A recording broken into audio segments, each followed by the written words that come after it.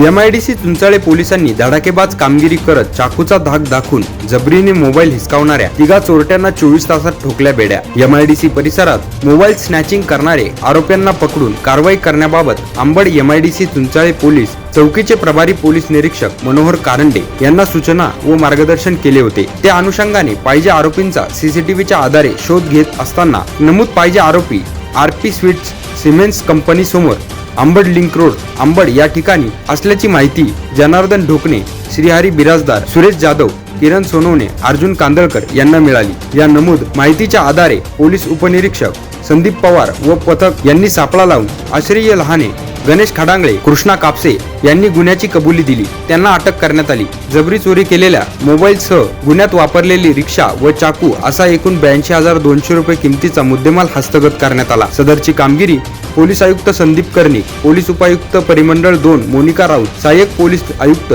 Shekhar Deshmukh, Chunchale police चौकीचे प्रभारी police निरीक्षक मनोहर कारंडे यांच्या मार्गदर्शनाप्रमाणे पोलीस उपनिरीक्षक संदीप पवार, पोलीस शिपाई जनार्दन ढोकणे, श्रीहरी बिराजदार, सुरेश जाधव, किरण सोनवणे, अर्जुन कांदळकर, समाधान चव्हाण, हेमंत आहिरे, दिनेश नेहे, अनिल कुराळे, संदीप खैरनार यांनी केले असून पुढील तपास पोलीस उपनिरीक्षक संदीप पवार हे करीत आहे। एनसीएन न्यूज साठी प्रतिनिधी रोहन दानी, नाशिक।